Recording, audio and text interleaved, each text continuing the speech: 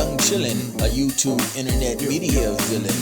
Can't be what you want her to be. She's a baby-faced heel on the first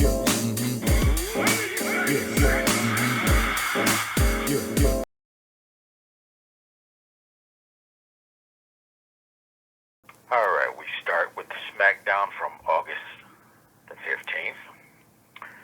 Solo Sikoa and the MFTs open the show, calling out Sami Zayn. He comes out.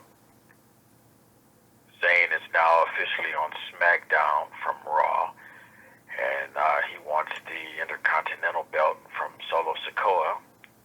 So, of course, they throw hands. Jimmy Uso and Jacob Fatu comes down to make the save. And it also sets up a six-man tag match for later in the show.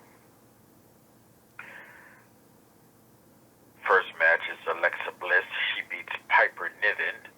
And afterwards, her girls, the Secret Herbis, jump in, and they all jump on Alexa Bliss to make a statement. Miz and Carmelo Hayes defeats Fraxium. And Drew McIntyre cuts a what I like to call a lion-ass promo.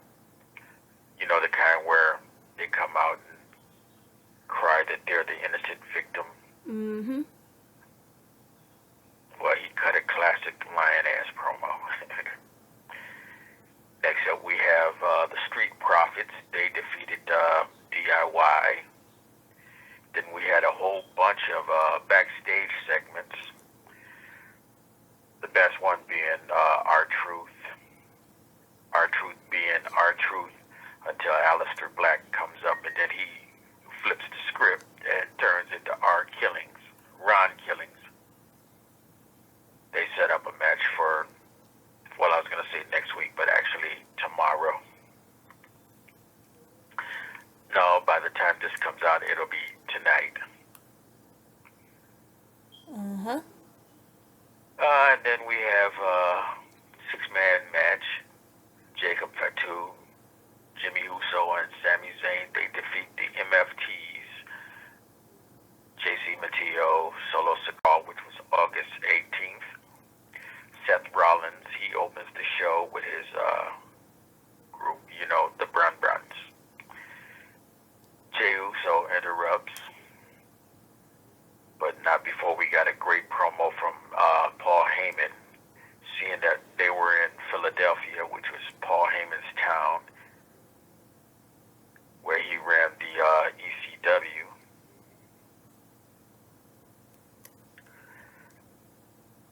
We have the first match was Io Sky. She defeats Raquel Rodriguez. And then her tag team partner, Roxanne Perez, comes down and they jump Io Sky. And Rhea Ripley comes out to make the save. Xavier Woods loses to Penta. And the Judgment Day, they defeat Mr. Iguana and Dragon Lee. And then to make a point, they beat down Mr. Iguana and Dragon Lee. But I don't know how you pronounce his name. The Mexican Hito Del Val Kingo. He comes in to make a save, but then he gets his ass whooped too. Yeah, the Judgment Day beat down everybody. Then we have the Intercontinental Champion, Becky Lynch. She defeats Natalya. And then to prove her point, she beats Natalya some more. Nikki Bella comes out to make the save. She comes out to cut a promo on relinquishing the championship belt because she's pregnant. And in my opinion, that was the most realist, most heartfelt promo ever. It's the best promo. You would expect some tears and some crying and some sad, bittersweet. No, she didn't have none of that happening. She put everybody in the back,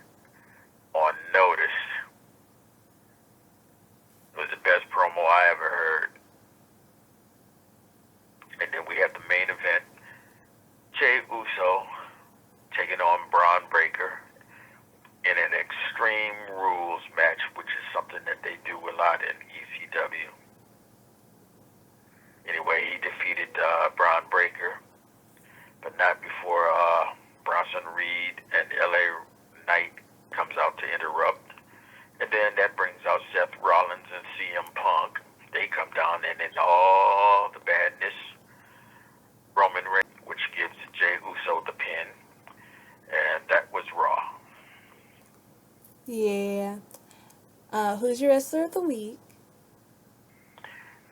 I didn't have one, but I would give it to Naomi for that promo. I loved it. It was hilarious, especially after she chased the general manager out the ring. Oh, I love that. I was waiting for Pierce to finally leave because I'm like, she told you to leave and you just standing here looking real silly.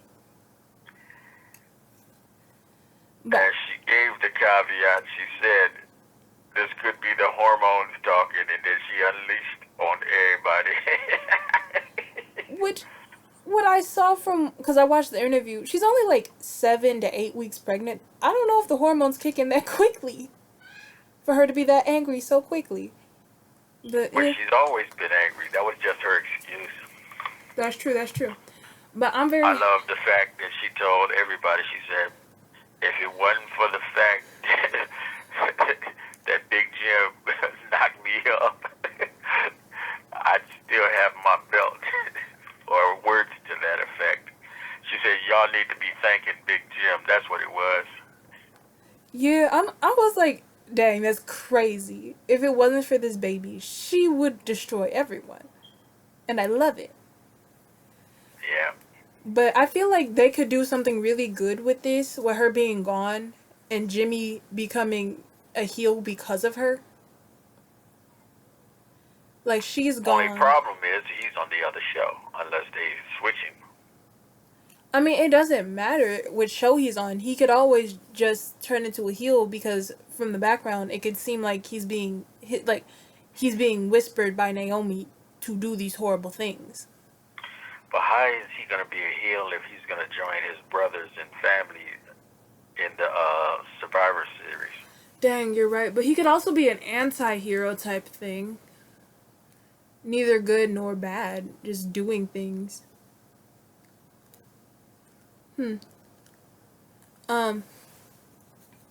What was I thinking of? Jey Uso against Braun Breaker. I always enjoy their fights, but it just seems like they want to make Braun Breaker really strong, but like the only person who can semi beat him or he can stand toe to toe with fully is Jimmy right now. You know? Yeah. Because they keep bringing it back around to these two feuding, which is like, didn't their feud end like 4 months ago? Why are we doing this again? I don't really see a point for us to push this story again. But, yeah. Do you have any thoughts? No, other than that, it was pretty much a basic show. Both of them. Yeah. Because I don't see any, like, secrets happening or anything in the background we need to be aware of currently. But that could always change very rapidly. But, last topic before we go. Did you hear that the Y6 are getting their own horror movie? No, I haven't heard that. Yeah. They currently are going to have their own, thing at Fright Night, I think, in Universal Studios for Halloween. Their own You exhibit. said movie. Do you mean just a ride or something? No, like they're talking movie.